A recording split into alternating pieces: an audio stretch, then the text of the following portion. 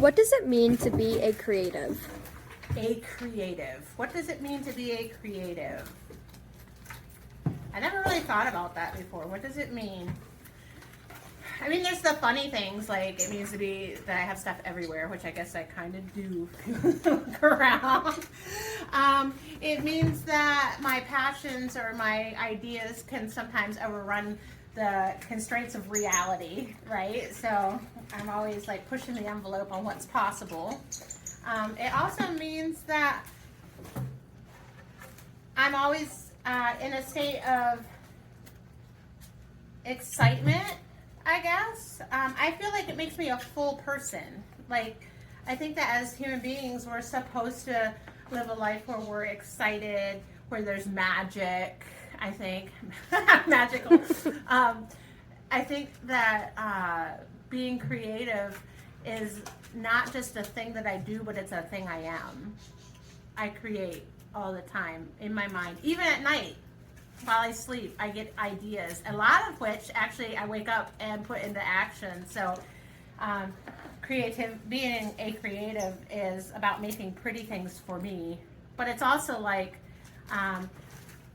finding good solutions to things, right? So I could be an accountant, and I do like to do book work, but I could be an accountant and a creative and have a lot of creative ways to go about my organizations, my tasks and everything. So it's not just like, I want to say it's not just like stuck to like people who have jobs that are seemingly creative, like businesses. All business owners are pretty creative. They have to have a lot of solutions, I think. So How do you view the world as a creative? that's a big question. How do I view the world as a creative? Critically. I'm always picking things apart. I'm a very mechanical creative, meaning I study my actual like disciplines, which are like art, I like watercolor or floral design or gardening or preservations or whatever I'm doing. I tend to study a lot. So when I see other things that I see things that are pleasing, say, I'm looking at photography or something and there is like a really pleasing composition, or maybe I'm looking at a dancer and there's a really cool composition, I tend to take that, digest it, and regurgitate it somewhere else in movements. I can also, sometimes it's not great either. There's other times like where it's not great, where I see the world as maybe scary because there's too much information for me sometimes as a creative, because I take in so much. I mean, my eyes look at them like, you know, I'm always going forward. So sometimes there's too much information. So I have to be careful. And I had one good friend that said, don't die in the sea of creativity. Because I always come up with a new, better idea. I'll start something and then I'll get a better idea. So I want to do that. And so I have like behind me the wreckage of like 15 different projects, or I won't get my book written, or I won't finish stuff because of like I'm thinking about something else.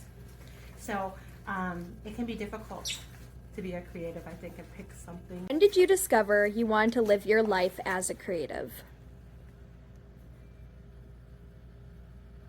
I'm not sure that I still do, or if I even did. I don't know. My mother was creative.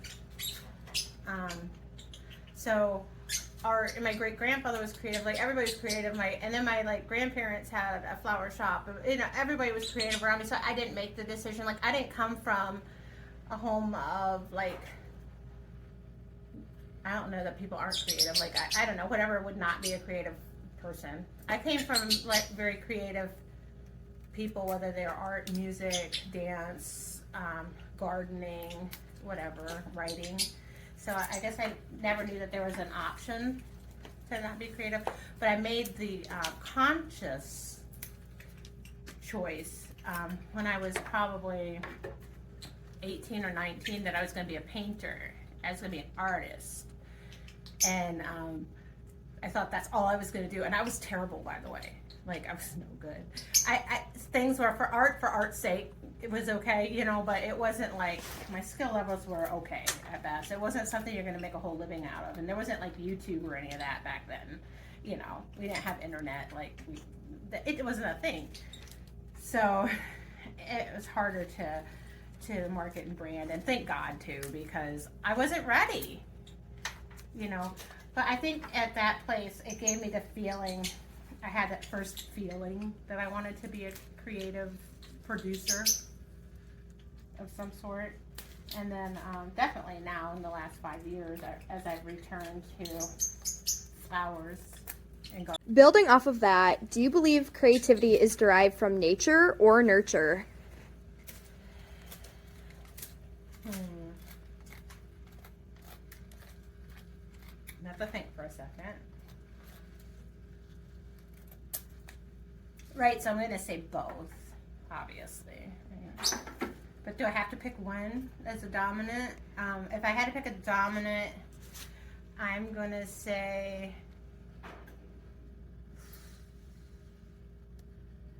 nurture as a dominant, just because a lot of art's based on our personal value system. And as a teacher, I taught a lot of people who were in what you would think of as non-artistic fields, which I, like a chemist, right? I think that's totally artistic, right? But they don't, and they would come to me for like art classes and stuff quite often, and accountants and such, quite a few attorneys and things, wanting a creative outlet.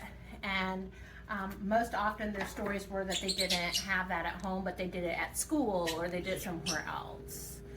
I grew up in a place where art was present almost to a fault. Everybody kind of lived and did what they wanted to do creatively, even to our own demise, some of the family, you know? So definitely a nurture. Is creativity constant or does it come in waves? So creativity, I think, is a constant. Productivity is a wave. My mom would say all the time, she would just say, in great gusts. And so what does that mean? That means in great big waves and gusts of wind, we create, produce, and then we rest. That's the natural way of an artist or creative of any kind, right? You go, rest.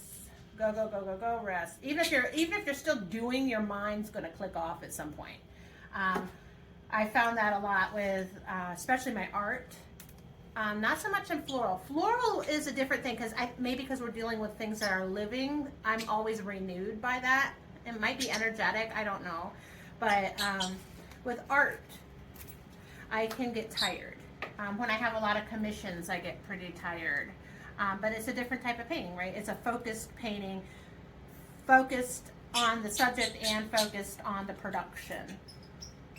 Now, if I was taking time to sketch in between, maybe that would renew me. I don't know, but I think that when I am resting and I'm in periods of not painting, I'm still always looking at color. I'm still always studying nature. I'm still always studying what's in front of me, and I come out of that quiet, restful space with new talents quite often.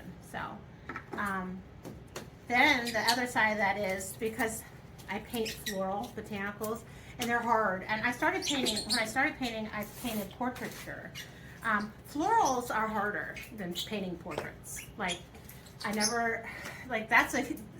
People just don't understand how incredibly sensitive the flower petals, colors and things are. But if you don't use that talent, just like dancing or playing the piano or writing, I don't know, writing's kind of foreign to me, but you actually lose the talent. So even when you're in a crap mood and you don't want to produce anything, it's still critical to do the work anyway, to do the small sketch, to do the paint, to play the 1 bar or 2 bars, to sing. Singing is one of those things. You don't use that, you lose it. So it has to be constant.